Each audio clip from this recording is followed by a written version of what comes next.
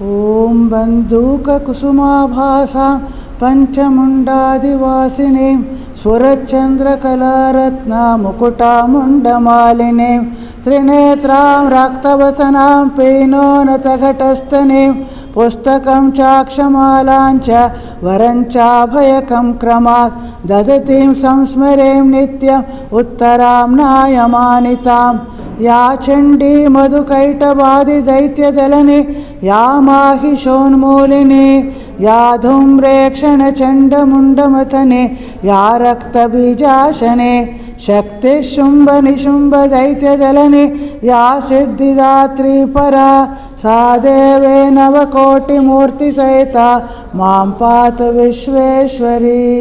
ఓం యథాగ్నేర్దాహికా శక్తి రామకృష్ణే స్థితా here సర్వవిద్యాస్వరూపాంతాం శారదాం ప్రణమామ్యహం. ఈరోజు మనం దేవీ కవచం చండీ పుస్తక పఠనానికి ముందు కొన్ని స్తోత్రాలు చదవలసి ఉంటాయి. అది అర్గలా స్తోత్రం, కీలక స్తోత్రం, ఈ రెండు మనం కంప్లీట్ చేశాము. ఈ మూడవది దేవీ కవచం అని ఉంది. ఈ దేవీ కవచం అంటే ఇది కవచం అనే శబ్దానికి అర్థమేమి అని చూస్తే ఏది మమ్మల్ని రక్షిస్తుందో అది కవచం. రక్షణ అంటే బయట నుంచి వచ్చే విఘ్నాలు, విపత్తులు, శత్రువులు, అన్ని విధాల సమస్యల నుంచి మమ్మల్ని రక్షిస్తుంది. కాబట్టి ఎలా మనం యుద్ధ రంగంలో ఎవరైనా యుద్ధం చేయాలంటే ఒక కవచాన్ని ధారణ చేస్తారో అప్పుడు శత్రువుల నుంచి వారికి రక్షణ దొరుకుతుందో, ఇది ఈ మంత్రాలు అలాంటి శక్తి వాటికి ఉన్నాయి. వీటిని మనం ప్రతిరోజు చదివగలిగితే నియమితంగా అలా శ్రద్ధతో భక్తితో ఎటువంటి సమస్యలు మాకు రావు, మన ప్రాబ్లమ్స్ సాల్వ్ అయిపోతాయి.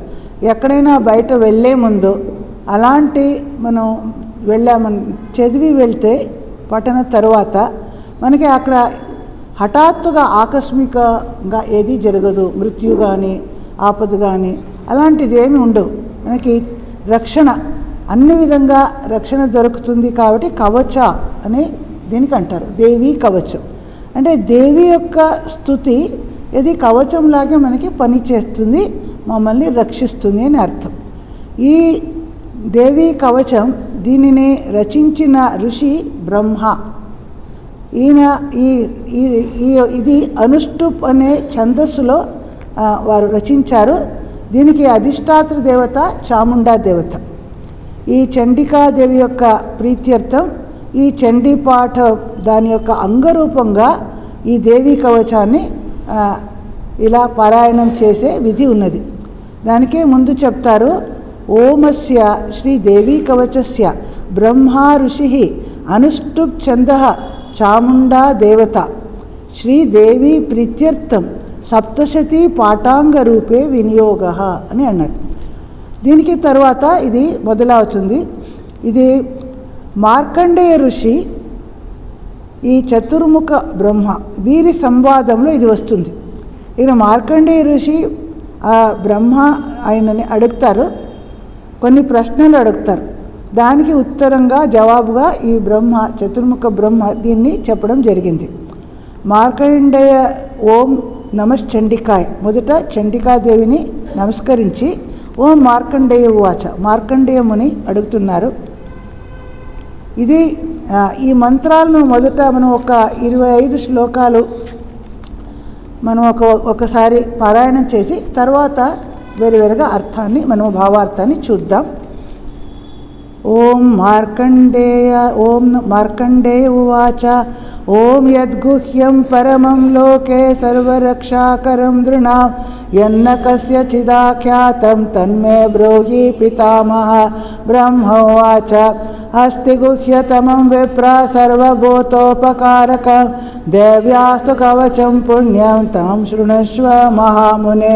ప్రథమం శైలపుత్రే తే ద్వితీయం బ్రహ్మచారిణే तृतीयं चन्द्रघण्टे ते कूष्माण्डे ते चतुर्थकं पञ्चमं स्कन्दमाते ते षष्ठं कात्यायनी तथा सप्तमं कालरात्रे ते महागौरे ते चाष्टमं नवमं सिद्धिदात्रे च नवदुर्गा प्रकीर्तिताः उक्तान्येतानि नामानि ब्रह्मणैव महात्मना अग्निना दह्यमानास्तो शत्रुमध्यगतारणे विषमे दुर्गमे चैव भयार्ता शरणं गताः न तेषां जायते किञ्चिदशुभं रणसङ्कटे आपदं न च पश्यन्ते लोकदुःखभयङ्करीं यैस्तु भक्त्या स्मृता नित्या तेषां हृदये प्रजायते ये त्वां स्मरन्ति देवेश रक्षसे तान्न संशयः प्रेतसंस्थातु चामुण्डा वाराहे महिषासना ऐन्द्रे गजसमारूढा वैष्णवे गरुडासना नारसिंहे महावीर्या शिवदूते महाबला माहेश्वरी कृशारूढा कौमारी शिखिवाहना लक्ष्मी पद्मासना देवे पद्महस्ता हरिप्रिया श्वेतरूपधरा देवे ईश्वरी वृषवाहना ब्राह्मी हंससमारूढा सर्वाभरणभूषिता इत्येता मातरः सर्वयोगसमन्विताः नानाभरणशोभाढ्या नानाशोभिताः श्रेष्ठैष्टमौक्तिकैः हर प्रलम्बिभिः इन्द्रनीलैः महानीलैः पद्मरागैः सुशोभनैः दृश्यन्ते रथमारूढा देव्या क्रोधसमाकुलाः शङ्खं चक्रं गदां शक्तिं किरञ्च मुसलायुधं खेटकं तोमरं चैव परशुं पाशमेव च कुन्तायुधं त्रिशूलं च शार्गमायुधमुत्तमं दैत्यानां देहनाशाय भक्तानाम् अभयाय च धारयन्त्यायुधानि तं देवानां च हिताय वै नमस्तेऽस्तु महारौद्रे महाघोरपराक्रमे महाबले महोत्साहे महाभयविनाशिने त्राहि मां देवि दुष्प्रेक्ष्य शत्रूणां भयवर्धिने प्राच्यां रक्षतु मामैन्द्रेश यमग्निदेवता दक्षिणेवतु वाराहे नैऋत्यां खड्गधारिणे प्रतीच्यां वारुणे रक्षेद्वायव्यां मृगवाहिने उदेच्यां पातु कौबेरे ऐशान्यां शूलधारिणे ऊर्ध्वं ब्रह्माणि मे रक्षेदधस्तात् वैष्णवे तथा एवं दश दिशो रक्षे चामुण्डा शववाहना जया मामग्रतः पातो विजया पातु पृष्ठतः अजिता वामपार्श्वे तो दक्षिणे चापराजिता शिखा मे द्योतिनी रक्षेत् उमामूर्ध्नि व्यवस्थिता मालाधरे ललाटे च भ्रो रक्षे यशस्विनी नेत्रयोश्चित्रनेत्रा च यमघण्टा तु पार्श्वके त्रिनेत्रा च त्रिशूलेन भ्रुवोर्मध्ये च चण्डिका शङ्खिनी चक्षुषोर्मध्ये श्रोत्रयोर्द्वारवासिने कपोलौ कालिका वक्षे कर्णमूले तु शङ्करी। ఇంతవరకు దీనికి మనం కొంచెం భావార్థం చూద్దాం. ఓం మార్కండేయ ఉవాచ. మార్కండేయ ఋషి చెప్తున్నారు, ఓం యద్గుహ్యం పరమం లోకే సర్వరక్షాకరం. ఈ జగత్తులో మానవులందరికీ రక్షించేది అన్ని విధంగా సర్వరక్షాకరం ఏది ఉందో, పరమం అంటే అత్యంత, గుహ్యం అంటే అది రహస్యమైనది, గుప్తంగా ఉన్నది. ఎందుకంటే అందరికీ తెలియదు ఇవి ఇప్పటివరకు, అటువంటి ఒక్కది అని చెప్తున్నారు. గుహ్యం అంటే అతి గూఢంగా ఉన్నది అని, సీక్రెట్గా ఉన్నది. అంటే సామాన్య మనుషులకి అర్థం కాదు కాబట్టి అందరి ముందు దీన్ని వ్యక్తం చేయరు. ఉపయుక్త శిష్యులు ఉంటే గురువులు అప్పుడు చెప్తారు. ఇప్పుడు మార్కండేయ రుచి లాంటి ఒక గొప్ప రుచి అడుగుతున్నారు, అప్పుడు దానికి బ్రహ్మ చెప్తాడు. కాబట్టి అలా ఆయన అడుగుతున్నారు.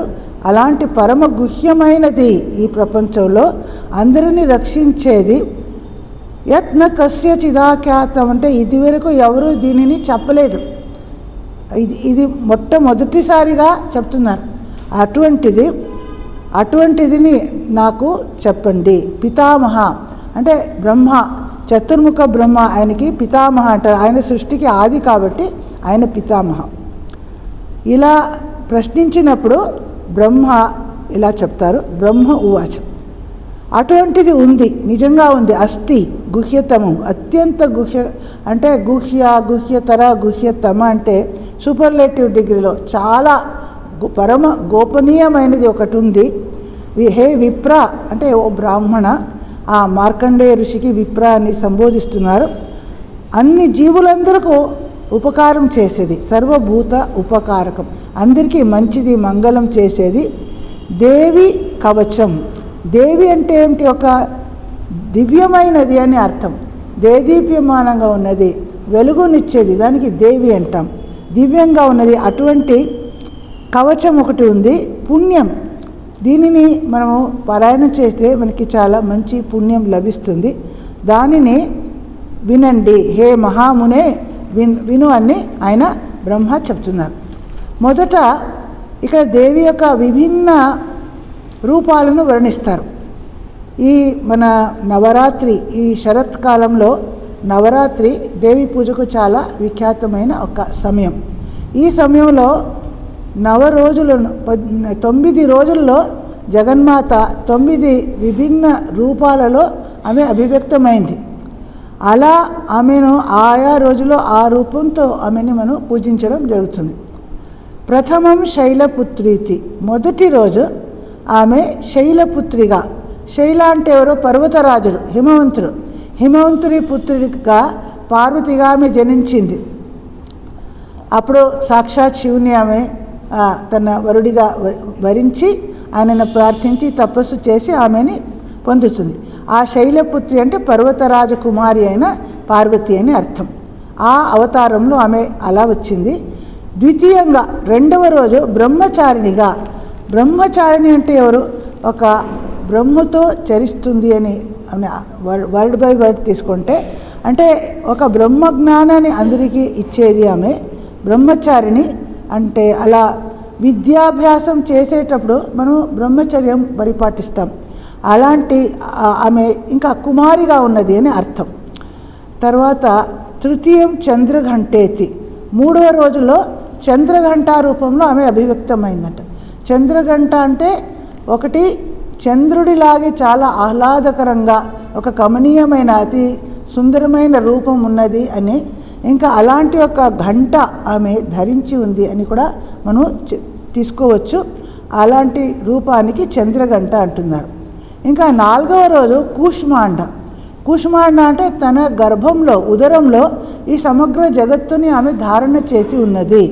అంటే ఆమె సృష్టికర్తి, ఆమె తల్లి జగన్మాత, ఆమె గర్భంలోనే సృష్టి అంతా ఉన్నది అని అర్థం. ఇంకా 5వ రూపంలో స్కందమాత. స్కందమాత అంటే స్కంద అనే శబ్దానికి సాధారణంగా షణ్ముఖుడు, కార్తికేయుడు అంటే కుమారస్వామి అని అర్థం చెప్తారు. ఇంకో సనత్ కుమారుడు, బ్రహ్మకుమారుడైన సనత్ కుమారుడు అని కూడా చెప్తారు. ఆయనకి తల్లిగా ఆమె ఉన్నది అని చెప్తున్నారు. ఆమె ఆ రూపంలో ఈ చిన్న బిడ్డని ఆమె ఒడిలో కూర్చొని పెట్టుకొని ఉంటుంది. అలా నేను ఆమె విభిన్న చిత్రపటాలను మీరు చూస్తే మీరు చూడొచ్చు. ఈ రూపంలో ఆమె ఈ స్కంద ఆయనని తన ఒడిలో కూర్చోపెట్టుకుంది. ఇంకా 6వ రూపం కాత్యాయని. అంటే కాత్యాయన ఋషి ప్రార్థించినప్పుడు ఆయన దేవకార్య సిద్ధ్యర్థం ఆమె జగన్మాత ఆవిర్భూత అయింది. అప్పుడు ఆమెకి కాత్యాయని అనే పేరు ఆమెకి వచ్చింది. ఆ కాత్యాయని రూపంలో ఆ రోజు 6వ రోజు ఆమెని మనం ప్రార్థిస్తాం. ఇంకా 7వ రోజు కాలరాత్రి. కాలరాత్రి అంటే ఒక అన్ని ప్రళయం. ఇప్పుడు సాధారణంగా రాత్రి అంటే నిద్రపోతాం, ఈ జగత్తంతా మాకు లయం అయిపోతుంది. ఈ కాలరాత్రిని ఒకేసారి విశ్వమంతా లయించేది. ఇంకా అన్ని ప్రళయకాలం అలాంటి ఒక సృష్టి చివరికి లయమయ్యేటప్పుడు ఈ కాలరాత్రి. ఆ అమ్మ ఏ జగద్ధాత్రి ఆమె సృష్టించిందో, ఏ ఆమె పరిపాలన చేస్తుందో ఆమె సంహారకర్త్రి కూడా. ఇది మన భారతీయ ధర్మంలో ఒక విశిష్టమైనది. దేవి ఓన్లీ శుభగుణాలకి సంకేతం కాదు, ఆమె అన్ని నాశనం జరుగుతుంది, దాని వెనుక కూడా ఆమె ఉంది. మంచిది శుభ అశుభ రెండిటికి వెనుక ఆ జగన్మాత ఉంది. అందుకే ఆమె కాలరాత్రిగా కూడా ఉంది. అన్ని సంహార కాలం అన్నీ లయించిపోతుంది. అలాగే కాలాన్ని కూడా ఆమె అతీతంగా, కాలానికి కూడా అతీతంగా వెళ్ళింది ఆమె అని చెప్తారు. ఇంకా మహాగౌరి అని అష్టమ రూపం. అంటే గౌరీ అంటే గౌరవర్ణం, చాలా చూడడానికి అలా శ్వేతవర్ణంగా గౌరవర్ణం అంటారు. చూడడానికి చాలా సుందరంగా ఉంటుంది. ఆ రూపంలో అష్టమంగా వస్తుంది. ఇంకా నవమం అంటే 9వ రాత్రి సిద్ధిదాత్రి. ఎవరు భక్తులు ఏమి అడుగుతారో ప్రార్థిస్తారో ఆ సిద్ధిని ఆమె ఇచ్చేది, అది సిద్ధిదాత్రి. ఇలా నవదుర్గా ప్రకీర్తిత 9 రూపాలలో ఆమె కీర్తింపబడింది అని చెప్తున్నారు. ఇక్కడ చూస్తే ఎలా దేవి యొక్క జీవితాన్ని పూర్తిగా వారు చిత్రించారేమో అన్నట్లు, మొదట చిన్న అమ్మాయి, ఒక కుమార్తె శైలపుత్రి, అప్పుడు జన్మించి చిన్నది. తర్వాత ఆమె విద్యాభ్యాసం చేస్తున్నది, అప్పుడు బ్రహ్మచారిణిగా అయింది. ఆ తర్వాత ఆమె చాలా సుందరిగా యువతి రూపంలో చంద్రఘంట. తర్వాత ఆమె 4వ తల్లి అవుతుంది. ఆమె అప్పుడు తన గర్భంలో విశ్వాన్ని ధారణ చేస్తుంది. తర్వాత చిన్న శిశువుని తన ఒడిలో కూర్చొని, దానికి నెక్స్ట్ స్టేజ్ అది శిశువు జన్మించిన తర్వాత కాత్యాయని, ఇలా కాలరాత్రి, చివరికి గౌరీ, సిద్ధిదాత్రి, అన్ని సిద్ధిప్రదాత్రి అని ఆమెని మేము కీర్తిస్తాం. ఉక్తానేతాని నామాని బ్రహ్మణేవ మహాత్మన. సాక్షాత్ చతుర్ముఖ బ్రహ్మడి ద్వారా ఈ మహాత్ముడైన బ్రహ్మ ద్వారా ఇది చెప్పబడిన ఈ పేరులు అని ఈ నామాలని గురించి చెప్తారు. దీనికి తర్వాత దేవి ఎలా మమ్మల్ని విభిన్న ఆపద విపదల నుంచి, కష్టాల నుంచి సంరక్షిస్తుంది, దానికి వారు ఇక్కడ కొద్దిగా ఉదాహరణలు ఇచ్చి మనకి చెప్తారు. ఎవరైతే మనం అలా విపత్తులో మనం పడినప్పుడు, మనం ఇంకేం చేయలేకపోయినప్పుడు మనం భగవంతుని ప్రార్థిస్తాం. ఆర్తులు మనకి తెలుసు, ఎలా ద్రౌపది ఆర్తో కృష్ణుని ప్రార్థించింది, ప్రహ్లాదుడు, ఇలా భాగవతంలో అక్కడ భక్తులలో కష్టానికి పడి మనం భగవంతుని ప్రార్థించడము మొదట స్టేజ్లో ఉంటుంది. నిజమైన భక్తి లేకపోయినప్పుడు కూడా మనం అలా ఆపద వచ్చినప్పుడు, విపత్తు వచ్చినప్పుడు సంకటహరణ అని, వెంకటరమణని మనం ప్రార్థిస్తాం. అలా అగ్నినా దహ్యమానాస్తు, అగ్ని ప్రమాదం అలా జరిగితే దాని నుంచి మన దహించిపోయే స్టేజ్ వచ్చింది. అలా ఉన్నప్పుడు అమ్మను ప్రార్థిస్తే చాలు, ఆమె రక్షిస్తుంది. శత్రు మధ్యగతారని, అలా ఒక రణరంగంలో శత్రువులు ఆక్రమణ చేసి మనకి వారు మమ్మల్ని జయించేస్తున్న, మన పరాజయం అయిపోతుంది, ఆ భయంతో ఉన్నప్పుడు అమ్మని ప్రార్థిస్తాము. విషమే దుర్గమే అంటే ఒక దుర్గమంగా ఉన్న ఒక పరిస్థితిలో మనం పడ్డాము. అలాంటి మన ఎక్కడ ఎవరూ రాలేరో, మమ్మల్ని రక్షించలేరు, అటువంటి ఒక కఠినమైన స్థితిలో ఉన్నప్పుడు భయార్తులై ఎవరైతే శరణాగతులు అవుతారో, అమ్మను ప్రార్థిస్తారో, నువ్వే గతి అమ్మ, నువ్వు లేక మనకి ఎవరు లేదు అని, అప్పుడు అమ్మ వారిని రక్షిస్తుంది. వారికి నతేషాం జాయతే కించిత్ అశుభం రణసంకటే. అంటే రణసంకటం, రణరంగంలో కూడా, యుద్ధరంగంలో కూడా ఎటువంటి అశుభం కూడా కలగదు అని అమ్మ మనకి వాగ్దానం చేస్తుంది. ఇలా అమ్మ చేస్తారో మనకి భయమే ఉండదు. ఆమె స్వరూపం ఏమిటి? అభయ అంటాం. అభయ వరద, మనకి అన్ని వరాన్ని ఎలా ప్రదానం చేస్తుందో అలాగే అభయ, మన కష్టాల నుంచి, దుఃఖాల నుంచి, సంకటం నుంచి ఆమె త్రాణకర్త్రి అని మనం ఆపదం నశ పశ్యంతి అని. ఇంకా ఆపత్తు అనేది మనకి కనపడదు, మమ్మల్ని గట్టెక్కిస్తుంది. శోక దుఃఖ భయంకరి, ఈ శోకాలను, దుఃఖాలను, భయంకరమైన వాటి నుంచి మమ్మల్ని పారు చేసేది అటువంటి జగన్మాత. తర్వాత ఎవరు భక్తితో ప్రతినిత్యము స్మరిస్తారో వారికి వృద్ధి ప్రజాయతే, అన్ని విధాలుగా అభివృద్ధి కలుగుతుంది, వారికి ప్రాస్పెరిటీ అంటే అలా దొరుకుతుంది, ఏమి వారికి కావాలో అలాంటిది లభిస్తుంది అని చెప్తున్నారు. తేషాం వృద్ధి ప్రజాయతే. తర్వాత ఎవరు నిన్ను స్మరిస్తారో దేవేశి, హే జగన్మాత, నువ్వు నిస్సంశయంగా వారిని రక్ష చేస్తావు. రక్షసి తా న సంశయ, దీనిలో మనకి ఏమీ సంశయమే లేదు. దీనికి తర్వాత ఇలా అమ్మ ఎలా మమ్మల్ని రక్షిస్తుంది అని చెప్పారు. మొదట అమ్మ విభిన్న రూపాలు, తర్వాత అమ్మ ఎలా రక్షిస్తుంది అని తెలుసుకున్నాము. ఎలాంటి పరిస్థితిలో తర్వాత దేవి యొక్క విభిన్న వర్ణన ఇస్తారు ఇక్కడ. ఆమె ఎటువంటి వాహనం వాడుతుంది, ఎటువంటి ఆసనంలో కూర్చొని ఉంటుంది, ఎటువంటి శస్త్రాస్త్రాలు ఆమె ధరించి ఉంది, ఎటువంటి ఆభరణాలు నగాలను ఆమె వేసుకుంది. ఇలా అమ్మ ఒక విభిన్న ఇలా డిస్క్రిప్షన్ మనకి ఇక్కడ కనపడుతుంది. ఆమె యొక్క విభిన్న రూపాలలో ఆమె ఒకే జగన్మాత ఒక్కతే ఏకైవాహం నా అపరాన్ని చెప్తుంది తరువాతి యొక్క చాప్టర్లో. అంటే ఈ జగత్తులో నేను ఒక్కతే ఉన్నాను, కానీ నేను విభిన్న రూపాలలో ప్రకటమయ్యాను. ఎప్పుడు ఎవరికి కష్టంలో ఉన్నప్పుడు చాముండా రూపంలో, వారాహి రూపంలో, ఇలా విభిన్న ఇంద్రాణి రూపంలో వేరే వేరే రూపాలలో ఆమె ప్రకటమైంది. సో ఆ రూపంలో ఆమె ఒక్కొక్క మనకి ధ్యానం చేయడానికి అనుగుణంగా వారికి విభిన్న ఆసనాలు, విభిన్న వాహనాలు ఉంటాయి. ఒక్కొక్క రూపాన్ని మనం ధ్యానం చేయడానికి చాలా అనుకూలంగా ఉంటుంది. ప్రేత సంస్థాతు చాముండా, ఆమె చాముండా రూపంలో ఎప్పుడు వచ్చిందో అంటే చండముండ అనే అసురుల్ని సంహరించినప్పుడు ఆమె చాముండ. ఇప్పుడు ప్రేత సంస్థ అంటే శవ, ప్రేత అంటే ఆమె శవాసన, ఒక డెడ్ బాడీ, ఒక కళేబరాన్ని ఆమె శవదేహానిపై ఆమె ఆసనంగా దాని మీదే ఆమె కూర్చొని ఉంటుంది. వారాహి మహిషాసన.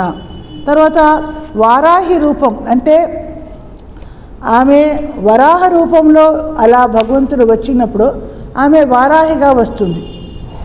ఆ వరాహ రూపంలో ఆ భగవంతుడి యొక్క అవతారం ఒక దాని యొక్క శక్తి స్వరూపంగా ఆమె వారాహిగా వచ్చి మహిషాన్ని ఆమె తన ఆసనంగా చేసుకుంది అని చెప్తున్నారు. తర్వాత ఎలా మహిషాసురుడు కూడా మనకి తెలుసు, ఎలా ఆ మహిష రూపంలో దేవిని ఆక్రమణ చేశాడు. ఇక్కడ ఆమె ఆ మహిషానే ఆమె తన వాహనంగా ఆసనంగా చేసుకుంది.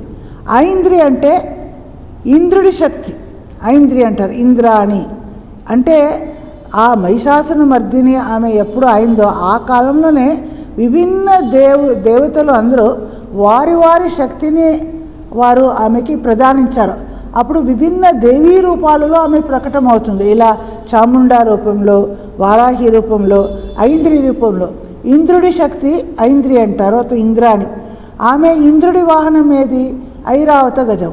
సో గజ సమారుడ, ఆమె అలా ఐరావత గజాన్ని ఆరోహించి ఆమె వస్తున్నది. ఈ యుద్ధరంగానికి వీరందరూ వస్తున్నారు, శత్రువుల్ని సంహరించడానికి ఇలా విభిన్న రూపాల్లో వస్తున్నారు. ఇంకా వైష్ణవి, సాక్షాత్ మహావిష్ణు ఒక శక్తి వైష్ణవి అంటాం. ఆమె గరుడాసన, విష్ణు ఎప్పుడు గరుడాన్ని తన వాహనంగా పెట్టుకున్నారు. సో ఈమె కూడా విష్ణు శక్తి కాబట్టి అలా గరుడాన్ని ఆసనం చేసుకుంటుంది. నారసింహి మహావీర్య. తర్వాత నరసింహ దేవత యొక్క ఆ రూపంలో ఆయన శక్తిగా నారసింహిగా వస్తుంది. ప్రతి దేవత అదే రూపంలో శక్తి కూడా ఉంటుంది. ఒక నరసింహ దేవతకి అంటే ఆమె లక్ష్మి, ఆ మహాలక్ష్మి ఆమె నారసింహ రూపంలో ఉంటుందంట.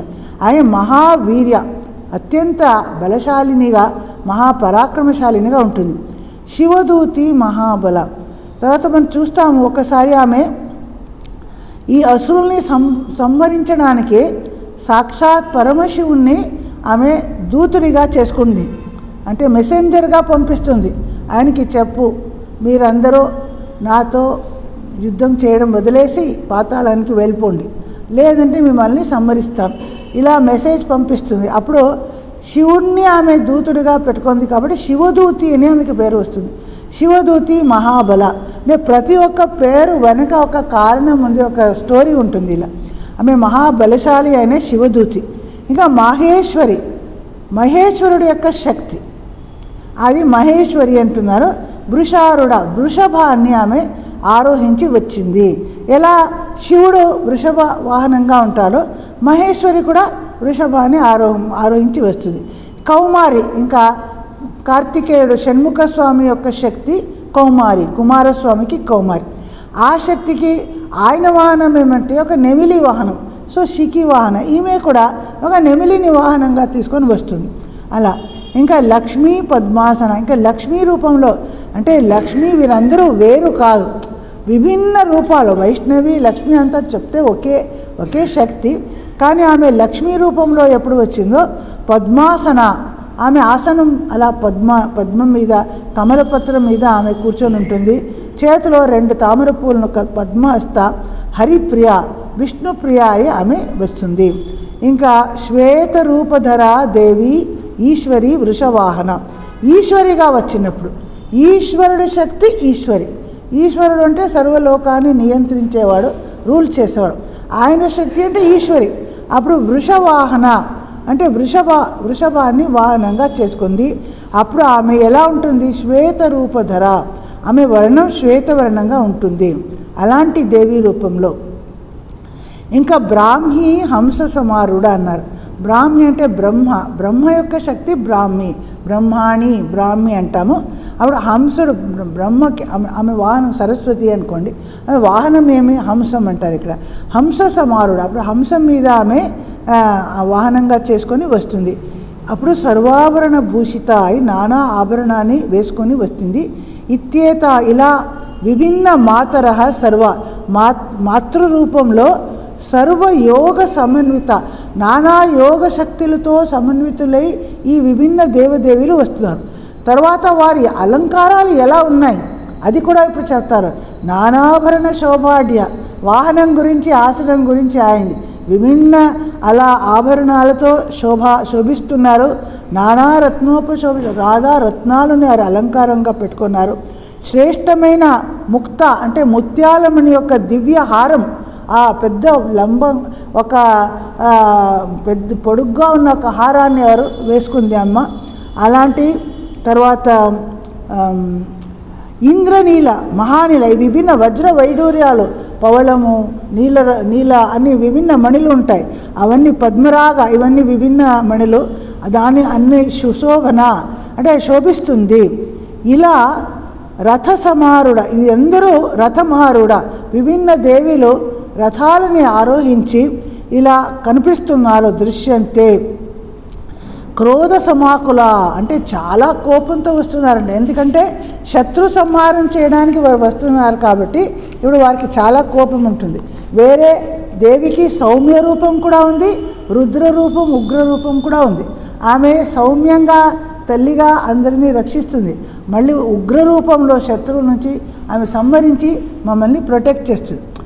దీనికి ఆభరణాల తర్వాత ఆయుధాలు, ఆమె ఎన్ని రకమారి విభిన్న ఆయుధాలు ఆమె చేతిలో ఉన్నాయంటే శంఖం, చక్రం, గద, శక్తి, హలాయుధం, ముసలాయుధం, కేటక, తోమర, పరశు, పాశం, కుంతాయుధం, త్రిశూలం, శార్ఘం, ఇలా ఉత్తమ ఆయుధాలు అన్నీ ఆమె విభిన్న రూపాల్లో విభిన్న ఆయుధాలను అన్నీ ఆమె ధరించి దైత్యానాం దేహనాశాయ, దైత్యులని అసురులని సంహరించడానికి, భక్తానామభయం, భక్తులని రక్షించడానికి, దైత్యులని సంహరించడానికి ఆమె వస్తుంది. ఇలా విభిన్న ఆయుధాలని ఆమె పట్టుకొని దేవతల హితం చేయడానికి మంగళకారిణిగా ఆమె వస్తుంది. మహారౌద్రి, ఆమె రుద్ర రూపం ఇది. ఇంకా విభిన్న అస్త్రశస్త్రాలతో ఆభరణాలతో ఆమె అలా వాహనంతో యుద్ధం చేయడానికి వస్తుంది. కాబట్టి రుద్ర రూపం, ఉగ్ర రూపంలో ఘోర పరాక్రమే అంటే అలాంటి శక్తిశాలినిగా ఆమె ప్రకటమవుతుంది. మహాబలే మహోత్సాహ, అప్పుడు యుద్ధం చేసేటప్పుడు ఎలా బలశాలినిగా చాలా ఉత్సాహంతో యుద్ధం చేసేటప్పుడు ఆమె సౌమ్యంగా ధ్యానమగ్నంగా ఉంటే యుద్ధం చేయలేము కదా, అలా యుద్ధం చేసే ఉత్సాహంతో ఆమె కలిగి ఉంటుంది. అలా మహోత్సాహే శత్రు నాశనం చేయడానికి సిద్ధంగా ఉంది. త్రాహి మాం దేవి దుష్ప్రేక్షే, జగన్మాతని ప్రార్థిస్తారు, మమ్మల్ని రక్షించు. త్రాహి అంటే రక్షించు అమ్మ. దుష్ప్రేక్ష అంటే ఎంత భయంకర రూపము నేను చూడలేకపోతున్నాం. ప్రేక్షణ అంటే చూడడం, వీక్షణ, ప్రేక్షణ మనం చూడడానికి అవదు, అంత భయంకరంగా తేజస్సు అలాంటివి చూస్తున్నాం. శత్రువునాం భయవర్ధిని, దానితో శత్రువులకి భయం పెరిగిపోతుంది. ఇలాంటి రూపాలను చూసి వారు భయపడుతున్నారు. ఆ మమ్మల్ని నువ్వు రక్షించు. ఇది చెప్పిన తర్వాత ఆమె ఎలా రక్షిస్తుంది దానిని చెప్తారు. అమ్మ మన ఒక్క చోట కాదు, అన్ని దిశలో విభిన్న దిక్కుల నుంచి రక్షిస్తుంది. ఒక ఫ్రంట్ సైడ్ నుంచి, వెనుక నుంచి, అంటే పశ్చిమ దిక్కు నుంచి, పూర్వ దిక్కు, ఉత్తర, దక్షిణ, వాయువ్య, ఆగ్నేయ, అన్ని వేరు వేరే దిక్కులు విభిన్న దిక్కులో విభిన్న రూపాలు. అమ్మకు అనంత రూపం, అనంత శక్తి రూపిణి. ఆ విభిన్న సైడ్ నుంచి మాకు ఏమీ భయం లేదు, అమ్మ ఉన్నది, మనకి ఎక్కడి నుంచి కూడా వచ్చి దైత్యులు శత్రువులు ఆక్రమణ చేయరు అనే ఒక నిర్భయత్వాన్ని ప్రదానిస్తూ ఉంది ఇక్కడ. ప్రాచ్యాం రక్షతు మాం ఐంద్రి. ప్రాచ్యాం అంటే పూర్వ దిక్కులో, ఐంద్రి రూపంలో అంటే ఇంద్రాణి రూపంలో, ఇంద్రుడి శక్తిగా నన్ను రక్షించుగాక. ఆగ్నేయాం అగ్నిదేవత. అగ్ని యొక్క శక్తి, అగ్నిదేవత స్త్రీ రూపం, అది మన ఆగ్నేయ దిక్కుని మమ్మల్ని అక్కడి నుంచి ఆమె అంటే యుద్ధం చేసేటప్పుడు మనం అందరినీ విభిన్న దిక్కులలో సైనికుల్ని వారిని స్థాపిస్తాం. శత్రువులు ఎక్కడి నుంచి కూడా లోపలికి రాకూడదు, ఆక్రమణ చేయకూడదు, అలా మమ్మల్ని రక్షించాలి. సో అన్ని చోట్ల ఆమె ఇలా రక్షిస్తుంది. ఇంకా దక్షిణే అవతు వారాహి. వరాహ రూపంలో ఉన్న ఆ వరాహమూర్తి యొక్క శక్తిశాలి దివ్య శక్తి, స్త్రీ శక్తి వారాహి, ఆమె దక్షిణ దిక్కులలో మమ్మల్ని రక్షించుగాక. నైరుత్య దిక్కంలో ఖడ్గాన్ని ధరించిన ఖడ్గధారిణి రూపంలో రక్షిస్తుంది. ఇంకా ప్రతీచ్ఛాం అంటే పశ్చిమ దిక్కులో వారుణి రూపంలో, అంటే వరుణదేవుడి యొక్క శక్తి వారుణి, ఆ రూపంలో ఆమె రక్షిస్తుంది. వాయువ్య దిక్కులో మృగవాహిని. ఒక మృగ అంటే సాధారణంగా ఒక ప్రాణి, ఒకసారి జింక అని కూడా అవుతుంది, ఆ దానిని వాహనంగా చేసుకొని ఆ ఒక రూపంలో రక్షిస్తుంది. ఉదీచ్ఛాం పాతు కౌబేరి. ఉత్తర దిక్కులో కౌబేరి, కుబేరుడి శక్తి, అంటే విభిన్న దేవతలు వారి అందరి శక్తి వారు అమ్మకి ఇస్తారు. వారు ఆయా రూపంలో వచ్చి యుద్ధానికి సిద్ధంగా ఉన్నారు. ఇక్కడ కౌబేరి రూపంలో కుబేరుడి శక్తి ఉత్తర దిక్కు నుంచి ప్రొటెక్ట్ చేస్తుంది. ఇంకా ఈశాన్య దిక్కులో శూలధారిణి, త్రిశూలాన్ని ధరించి ఉన్న దేవి రక్షిస్తుంది. దెన్ ఊర్ధ్వం బ్రహ్మాణి. ఇంకా పై సైడ్లో ఎవరున్నారు అంటే బ్రహ్మాణి, అంటే బ్రహ్ముడి శక్తి అయిన బ్రాహ్మి ఉంటుంది. అధస్తాత్ అంటే క్రింద సైడు వైష్ణవీతత, విష్ణు శక్తి అయిన వైష్ణవి. ఏవం దశదిశో రక్షేత్. ఇలా 10 దిక్కుల నుంచి చాముండా శవవాహన, చాముండా అనే రూపంలో శవాన్ని ప్రేతాన్ని ఒక తన వాహనంగా అంటే ఆసనంగా చేసుకుంది. ఆమె ఆ డెడ్ బాడీ మీద కూర్చొని ఉంటుంది, అది ఆమె వాహనం లేదా ఆసనం. అన్ని దిక్కుల నుంచి మమ్మల్ని రక్షిస్తుంది. ఇంకా జయా విజయ అంటాం. ఆమెకి 2 సఖీలు అంటారు, జయా విజయ. మన ద్వారపాలకులాగే ఇలా విష్ణువుకి జయ విజయుడు, ఇది జయా విజయ అని అంటారు, స్త్రీ రూపం.